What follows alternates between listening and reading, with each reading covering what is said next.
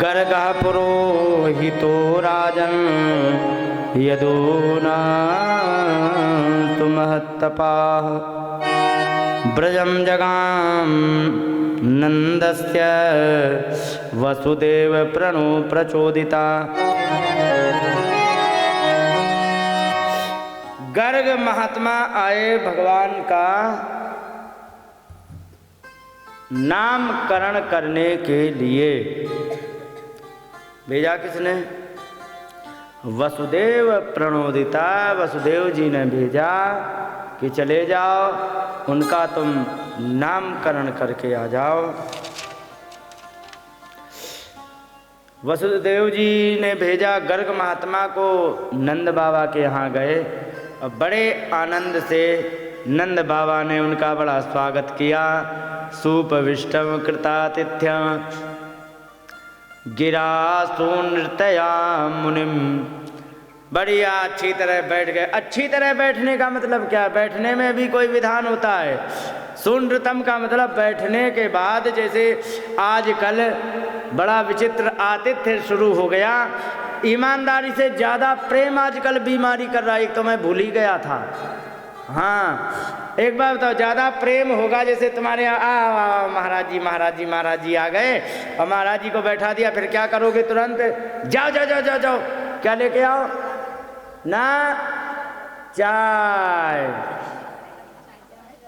10 घर में चले आओ, सब महाराज चाय चाय। हद हो गई। पहले चाय नहीं पिलाई जाती थी, मालूम है? क्या देते थे? पानी देते थे और भी साथ में हैं? नहीं। देखो, सुबह सुबह आ गया तो उसे छाछ पिलाई जाती थी। दोपहर हो गया तो तुरंत भोजन हो गया, बात खत्म। अगर जो बीच में आ गया कि ना शाम है ना दोपहर है, बीच में आ गया 3 बजे 4 बजे, तो उसको गुड़ दी जाती थी। गुड़। और गुड़ में क्या होता है, कभी भी तुम्हें भयंकर थकान लगी हो और तुम गुड़ खा लो मात्र 50 ग्राम और पानी पी लो, 5 मिनट के अंदर बिल्कुल आपकी थकावट खत्म हो जाएगी। क्यों हो जाएगी? क्योंकि ध्यान रखो, काम करोगे एनर्जी हो लॉस होगी, ऊर्जा खत्म होगी, थकावट आएगी। लेकिन गुड़ ऐसी होती है कि तुरंत वो ऊर्जा को पूर्ति कर देती है, और जहाँ जहाँ की ऊर्जा कम थी वहाँ पहुँचा दी, थकावट खत्म। समझ गए? तो ये होता है। पहले गुड़ खिलाई जाती थी, गुड़ खा करके उनका आतिथ्य किया जाता था, और आतिथ्य करके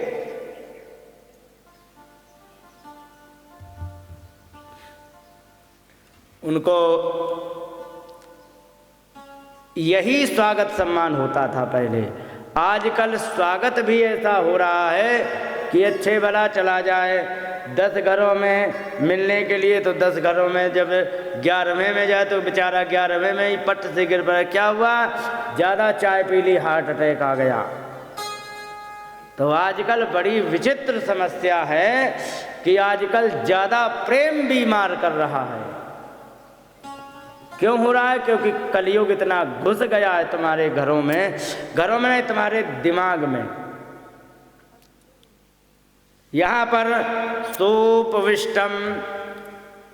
सुपविष्टम माने आने के बाद जो उनको गुड़ पेड़ा जो कुछ दिया गया सो दे दिया, जलपान करा दिया गया। जलपान कराने के बाद थोड़ी देर थकावट दूर करी है, इसके बाद तो आराम रिलैक्स फील हुआ ना, उसी को कहते सुपविष्टम।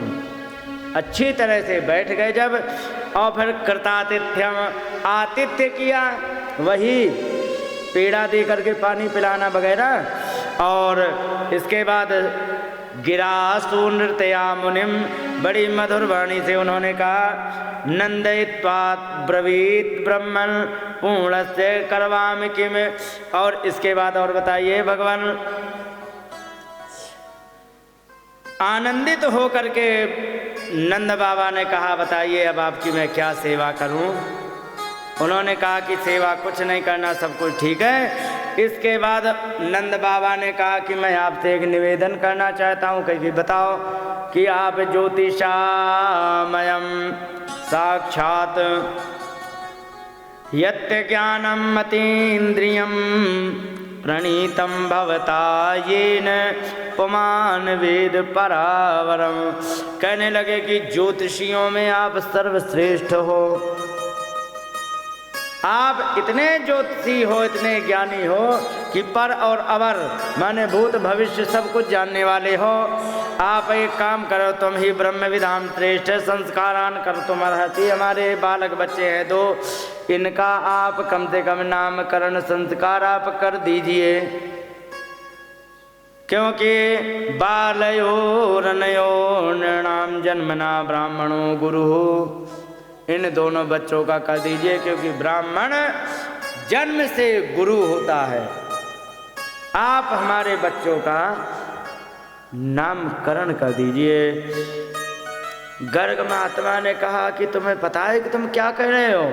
क्योंकि हाँ, नामकरण के लिए कह रहे, क्योंकि यही सबसे बड़ी गलती कर रहे हो। क्योंकि दुनिया जानती है मुझे कि यदूनाम आचार्य, यदूनाम हमाचार्य ख्यातश्च भुवि सर्वतः। पृथ्वी पे सब जगह पता है कि मैं यदुकुल का आचार्य हूँ। और सुतम मया संस्कृतम ते मन्यते देवकी सुतम।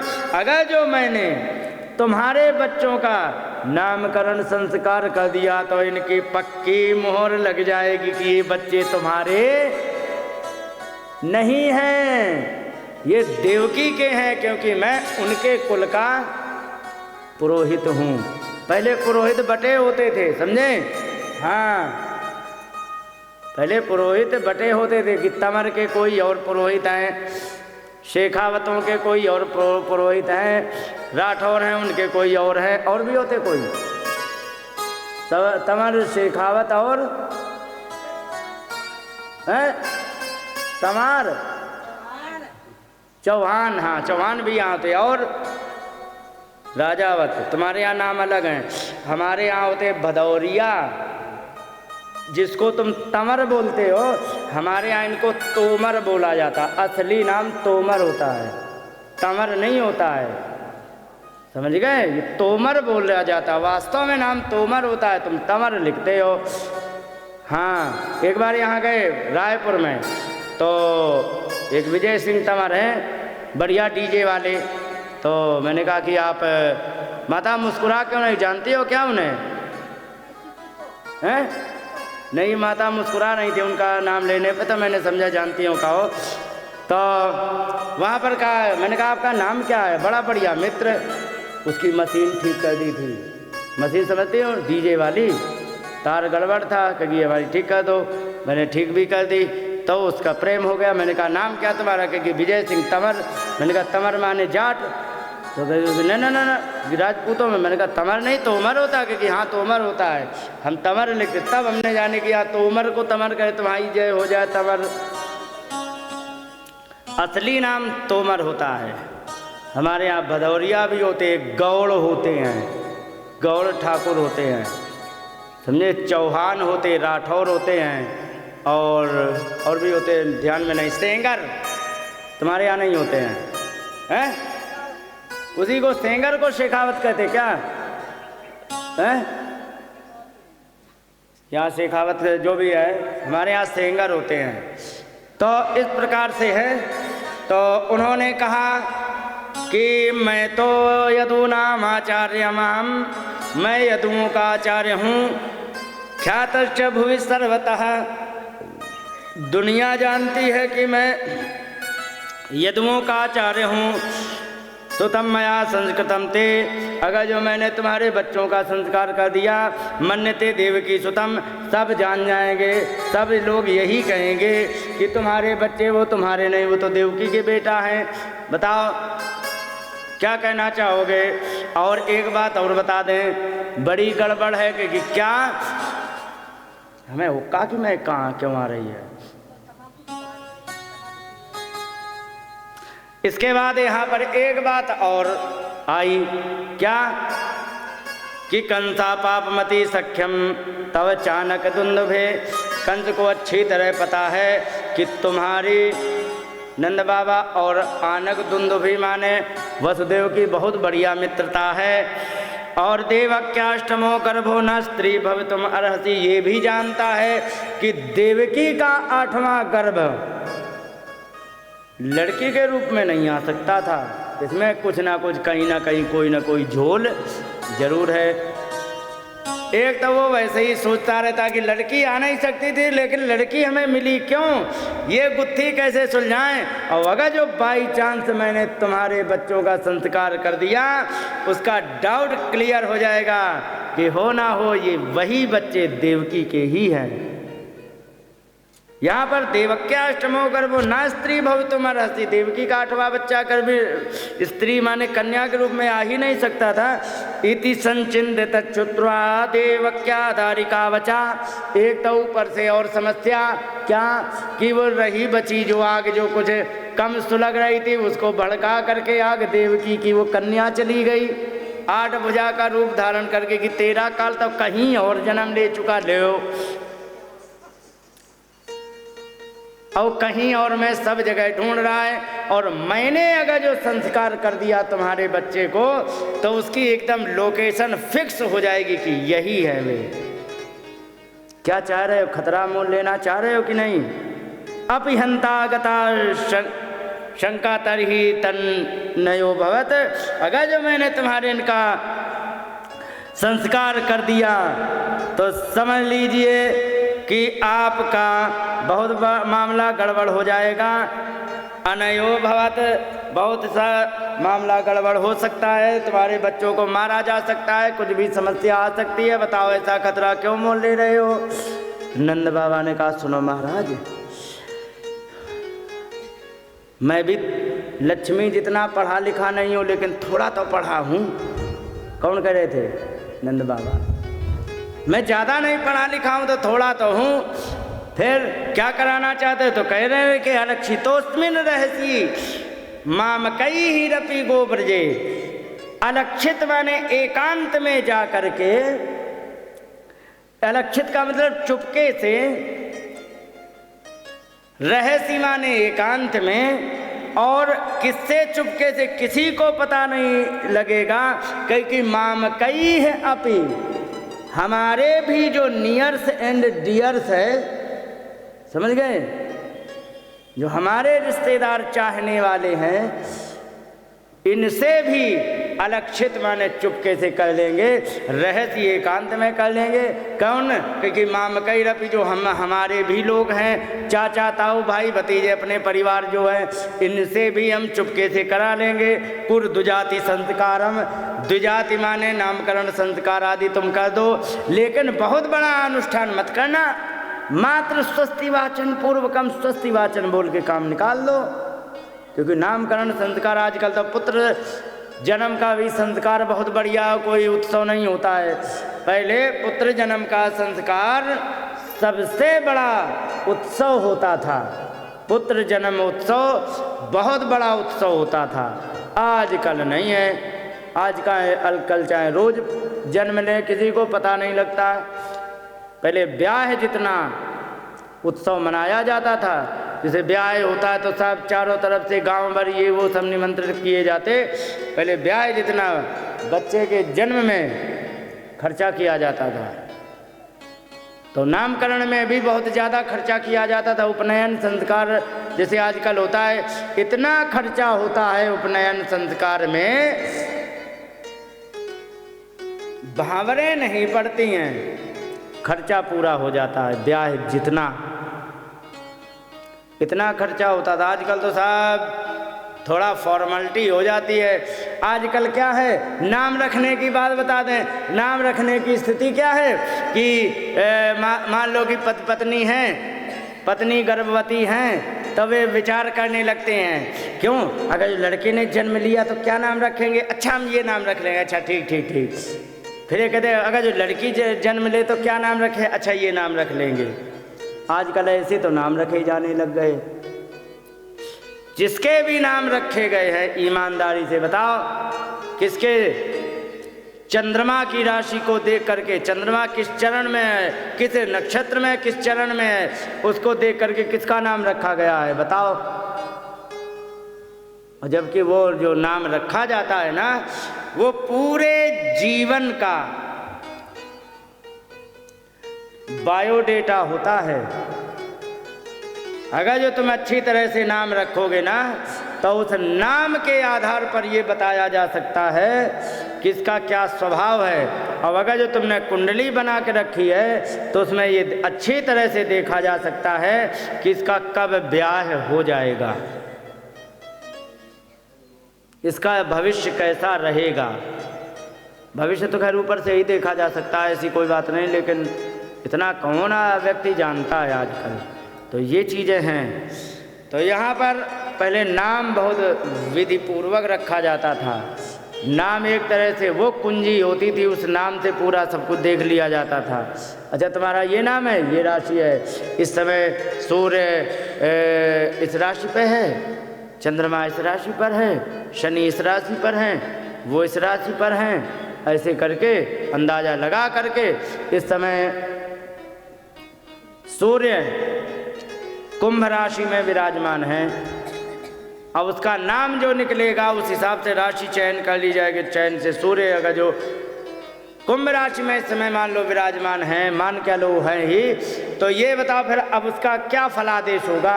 एक एक दिन की गणना की जाती है। ये आज तुम्हारा दिन कैसा जाएगा, कल कैसा जाएगा, परसों कैसा जाएगा। इसलिए आजकल ना तो नाम बचे हैं, ना तो संस्कार बचे हैं, ना तो खान पान बचा है। ईमानदारी से बता दें आजकल की ज़िंदगी कैसी हो गई है, सच बताएं।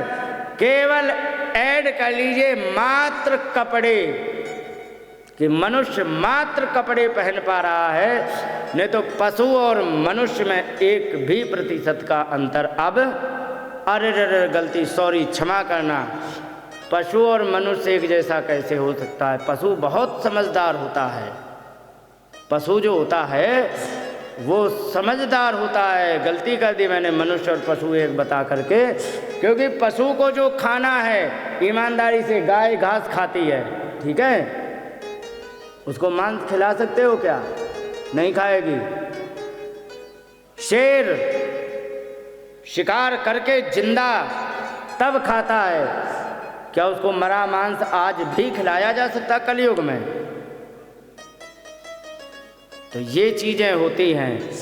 पशु ने आज तक नियम को नहीं भूला। मनुष्य एक ऐसा है जो पशु से भी ज्यादा गिर गया और उसने सारे संस्कार की तिलांजलि कर दी। समझ गए? तो मनुष्य सबसे ज़्यादा निंदित हो गया है। इसीलिए अच्छा एक बात बताएं, सबसे ज़्यादा अच्छा कैंसर पशुओं में होता कि मनुष्यों में? डायबिटीज, हार्ट अटैक, एक पशु को फड़फड़ाते देखा है कि कुत्ता फड़फड़ा, क्या साहब हार्ट अटैक आ गया, देखा है को? क्यों नहीं है? मनुष्य क्यों हो गए? तो क्या भगवान ने भेदभाव कर दिया कि नहीं मनुष्य को हार्ट अटैक देना है, ऐसे नहीं देना है? उत्तर ये है कि भगवान ने किसी के साथ भेदभाव नहीं किया, सबको मजबूत जीवन दिया था। गलती तो हमने की है आके। यहाँ पर कहा कि अगर जो मैंने तुम्हारे बच्चों का संस्कार कर दिया तो वो ये जानेगा कि जो मुझे मारने वाला है, अपिहंता, जो मुझे मारने वाला है, आगता शंका, कि वो आ गया है, तो उसको ये शंका हो जाएगी कि यहीं पर आया है, तरही तन्नयो भवेत, फिर उससे बड़ा गड़बड़ हो जाएगा। तो इसलिए हमसे तुम ना करवाओ। तो यहाँ पर कह रहे हैं कि नंद बाबा सुनो महाराज, क्या अनक्षितोस्मिन रहसी, चुपके से एकांत में, माम कैरपि गोब्रजे, अपने भी जो हमारे हैं सगे संबंधी उनसे भी, कुर द्विजाति संस्कारम, केवल आप द्विजाति संस्कार कर दीजिए, बहुत बड़ा अनुष्ठान ना करके, मात्र स्वस्ति वाचन पूर्वकम, केवल स्वस्ति वाचन बोल दो तरीके से, और इसके बाद हमारे बच्चों का संस्कार कर दीजिए। और इस प्रकार से यहाँ पर एकांत में जाकर के एवं संप्रार्थितो विप्र स्वचिकित्सितमेव तत् चकार नामकरणम गूढ़ो रहसि बालयो, और एकांत में गायों के बीच में घुस गए और वहाँ पर 6 लोग, कितने 6, एक नंद बाबा और एक द्रोणाचार्य जी, वो गर्गाचार्य जी, 2 माताएं रोहिणी और यशोदा और 2 बच्चे छोटे छोटे गोद में। और वहाँ पर जा कर के उनका नाम संस्कार कर दिया गया का अयम ही रोहिणी पुत्रो, ये जो रोहिणी का बेटा है, रमयन सुहृदो गुणई, अपने गुणों से सभी को आनंदित करेगा। आख्यास्ते राम इति बलाधिक्यात बलम विदु, इसका इसीलिए क्योंकि सबको आनंदित कराएगा, रमण कराएगा, आत्मा में आनंद देगा, इसलिए इसका नाम राम होगा। क्योंकि इनके अंदर बल की सबसे ज़्यादा अधिकता होगी, तो बलाधिक्यात, बल अधिक होने के कारण बल और जोड़ देना, तो क्या नाम बन गया? बलराम। तो नाम क्या पड़ा? बलराम। और इसके बाद यदुनाम पृथक भावात संकर्षण उष्यन्त्युत, क्योंकि यदुओं से ये अलग इनका भाव निकल रहा है। क्यों भाव निकल रहा है मालूम है? यदुकुल के थे वे नंद बाबा, समझे?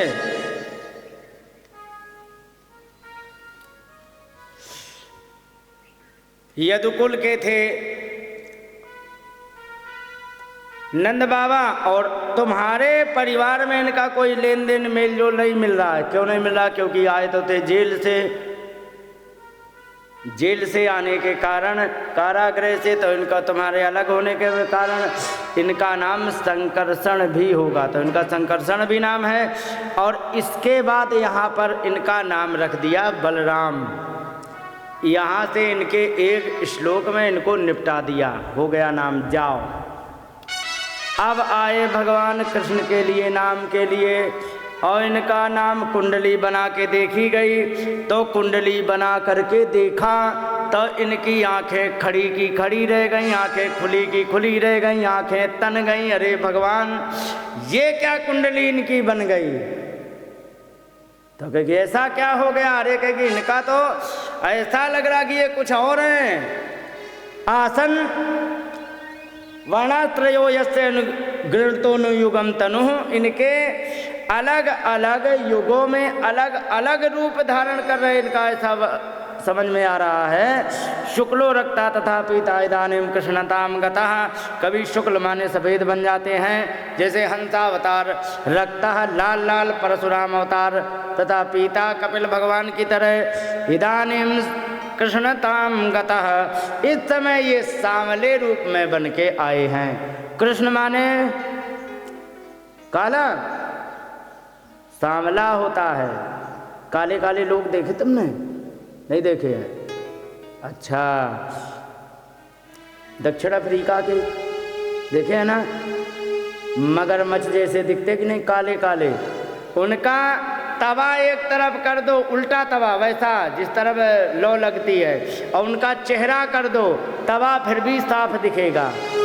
आँखें भर दिखती हैं, आँखें की सफ़ेद वाली, कि हाँ ये आँखें हैं, और दांत दिखते हैं अलग, नहीं तो बाल और गाल में कोई भी अंतर, वे होते हैं काले। भारत में कोई भी काला नहीं होता, वो खासकर उत्तर भारत में।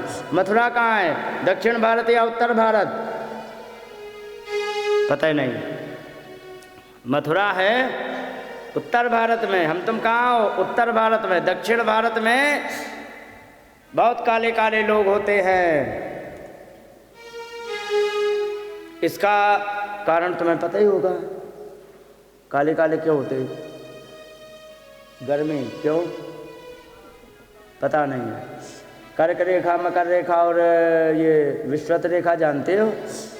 हाँ, इसी के कारण होता है, क्योंकि विश्वत रेखा थोड़ी नीचे है और बिल्कुल दक्षिण भारत से थोड़ा नीचे उतर गए, और कर्क रेखा जो बीच भारत से है, तो कर्क रेखा और मकर रेखा के बीच में हमेशा गर्मी पड़ेगी। इसलिए मुंबई में चले जाओ दिसंबर में भी ठंड नहीं लगती है क्योंकि सूर्य ज़्यादा पास है। और तुम अगर जो वहाँ चले जाओ जम्मू कश्मीर तो जून में भी तुम्हें कंबल ओढ़ना पड़ेगा। तो ये क्यों होता? क्योंकि कर्क रेखा से वो क्षेत्र दूर हो गया। और जहाँ पर ठंडा इलाका होगा वहाँ पर व्यक्ति सफ़ेद होता है। एक गोरा अलग होता है, सफ़ेद अलग होता है। उनके अंदर मिलेनिन नाम का केमिकल कम हो जाता है और जो सांवला होता है उसका मिलेनिन केमिकल ज़्यादा होता है। और जिसका मिलेनिन केमिकल बैलेंस होता है, जो सांवले होते हैं ना, इनको कैंसर के चांसेस कम होते हैं। ये स्टडी से पता लगा। बस यही अंतर है। भारत की जियोग्राफी के अनुसार जितने और पीछे हो जाएंगे वे सब काले होंगे। तो यहाँ पर इदानीम कृष्णताम गता, ये सांवले सांवले हो गए हैं। अच्छा, ऐसा क्यों कहा कि हमें तो ये कुछ और लग रहे हैं? तो यहाँ पर कहा कि जिस समय जन्म कुंडली बनती है ना, तो जन्म कुंडली के फलादेश में कुछ सूत्र लिखे हैं ऋषियों ने। उन्होंने कहा है त्रिवी स्वस्थै भवेत मंत्री। कुंडली जब बनाई जाती है ना, 3 ग्रह अपनी ही राशि में बैठ जाएं। जैसे कि बुध की राशि है 2, मिथुन और तुला। बुध किसी की जन्म कुंडली में अपनी ही राशि पे मिथुन में बैठ जाए या तुला में बैठ जाए, या शुक्र देख लो तो शुक्र की राशि है 2, वृषभ और मैंने मिथुन और तुला बोल दिया ना, ये मिथुन तुला नहीं, मिथुन कन्या है। और शुक्र की राशि 2 है, वृषभ और तुला। बुध की है मिथुन और कन्या। अगर जो शुक्र अपनी राशि में बैठ जाए, चाहे वो वृषभ में बैठ जाए चाहे वो तुला में बैठ जाए, तो ये अपने घर में हो गया। और ऐसे 3 योग यदि बन जाए कुंडली में, वो निश्चित मंत्री बनता है। यहाँ पर कहा गया त्रिवी स्वस्थै भवेत मंत्री त्रिभिरुच्चै नराधिपः। और 3 ग्रह उच्च के बैठ जाएं। एक तो अपने घर में, ईमानदारी से बताना, अपने घर में व्यक्ति को ज़्यादा सुविधा होती है या दूसरे के? अपने घर में। अच्छा, सुख कहाँ मिलता है? अपने घर में ज़्यादा सुख मिलता है या ससुराल में? लड़के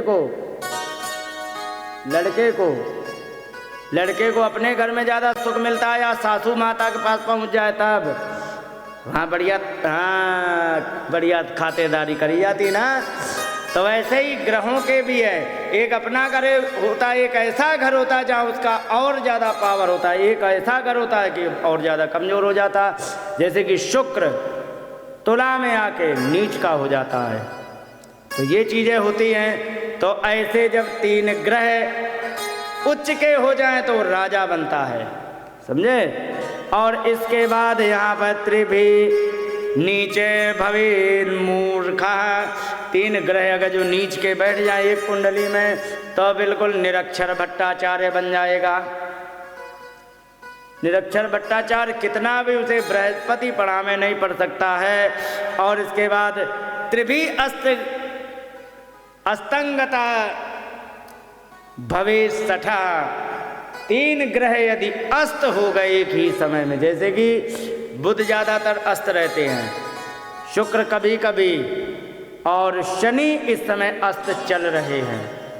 अगर जो किसी की कुंडली में 3 ग्रह अस्त हो गए तो ऐसा सठ होगा कि उसको कभी भी तुम अच्छी बात बताओ मानेगा ही नहीं। वो वही करेगा जो हमें करना है,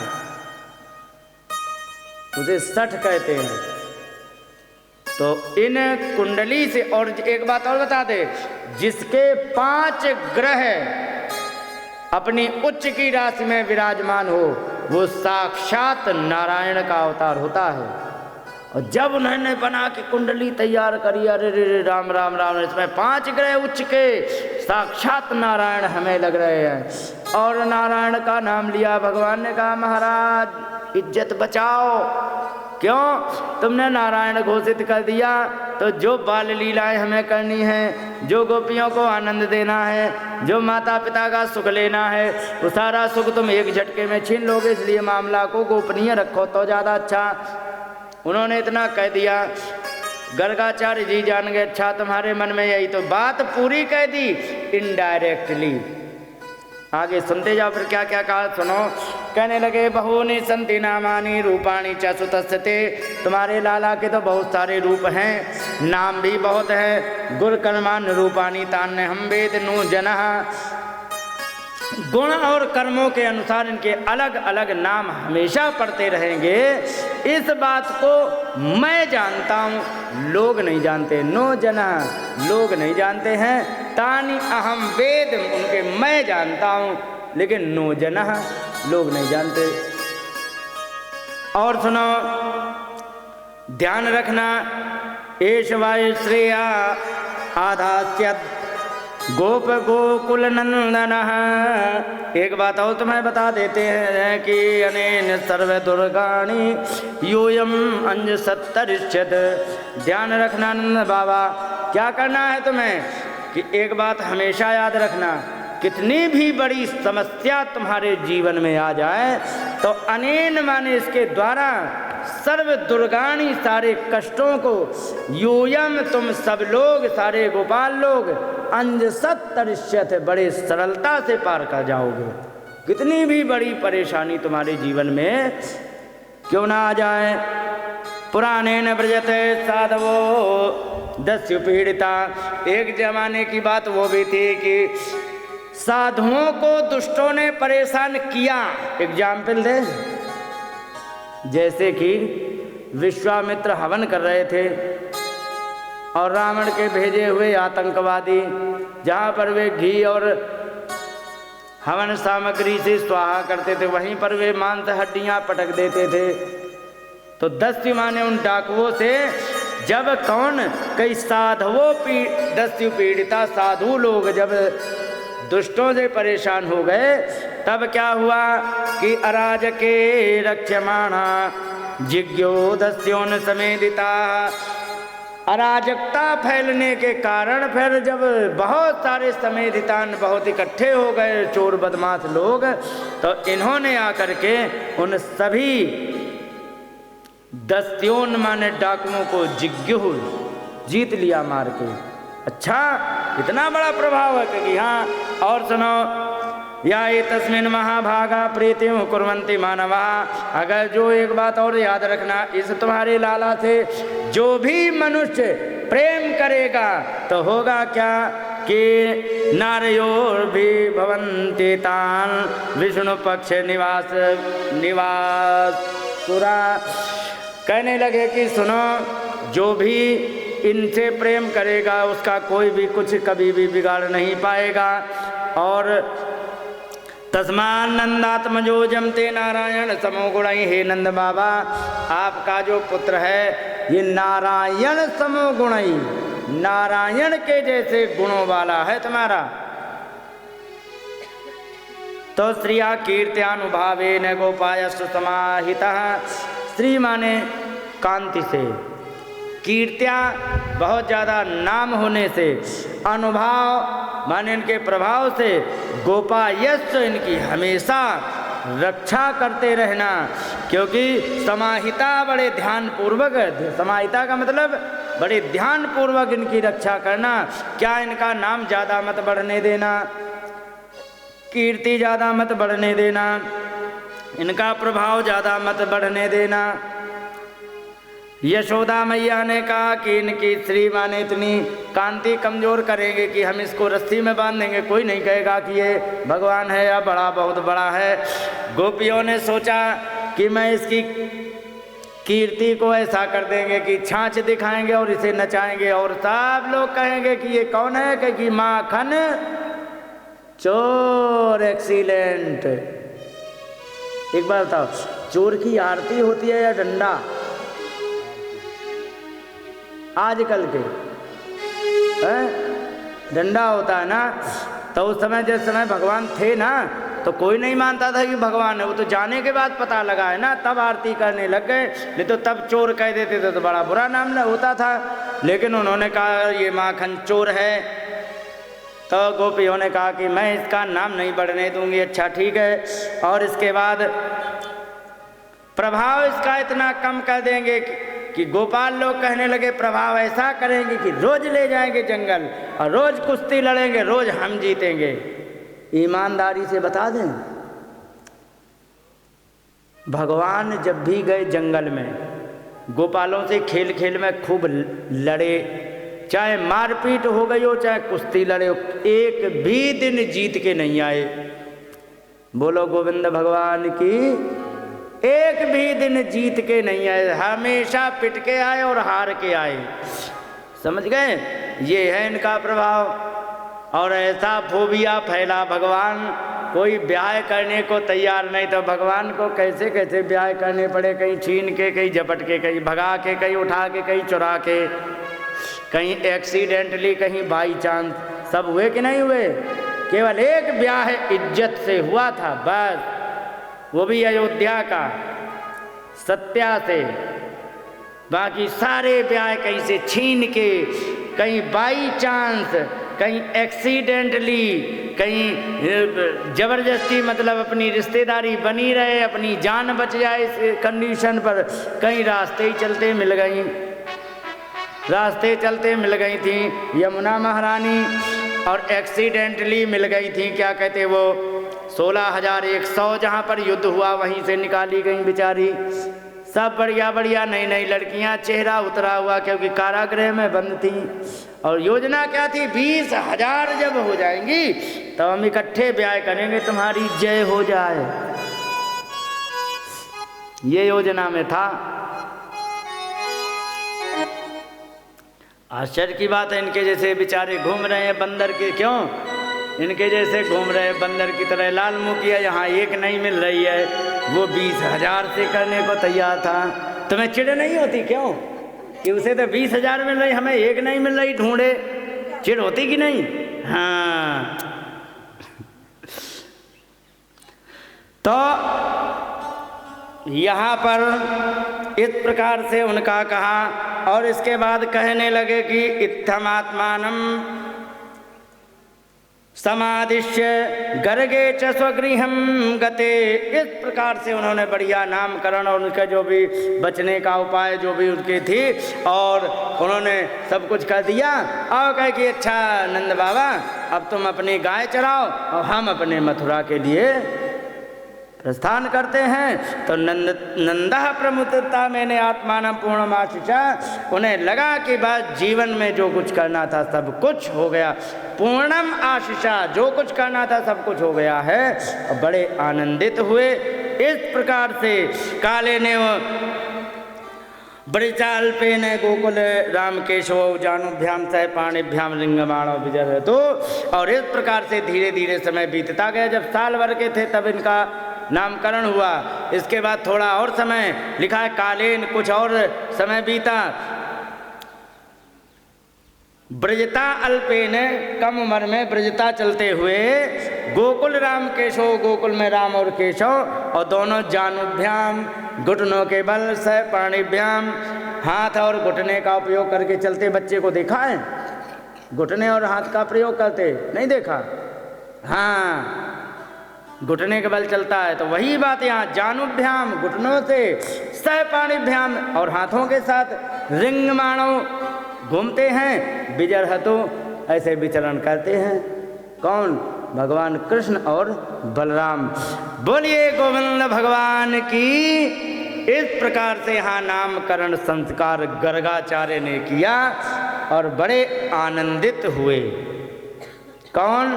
नंद बाबा।